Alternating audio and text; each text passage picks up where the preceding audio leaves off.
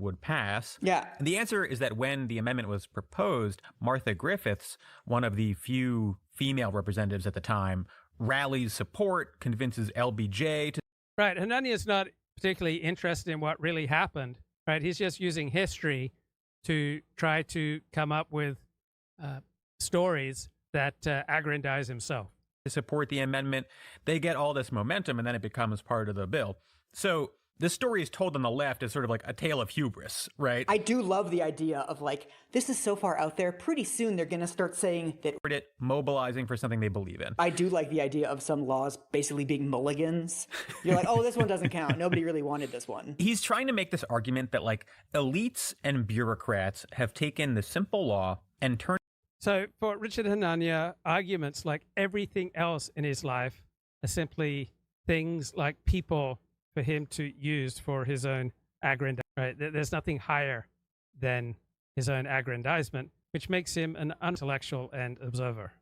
Trump, and they just thought he'd never win. So, but that is different, Mark, to your point of like why Democrats kind of feel this way. It's like, aha, somebody is really on offense using, his act against him. I don't know if it'll work in the election, but you can feel it in the Democratic Party.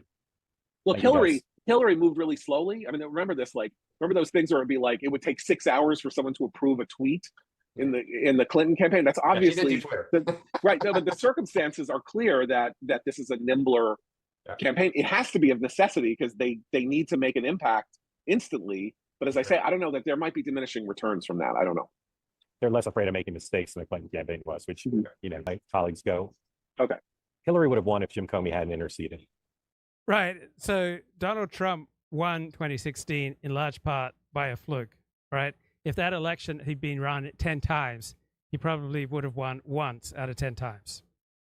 Biden barely beat Trump. So drawing broad lessons about sort of what it all means from 16 to 20 till now, I think is a little bit misleading.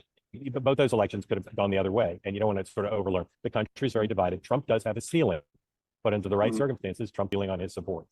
The Democrats have run 3 candidates, and we'll see how good a candidate Harris ends up being.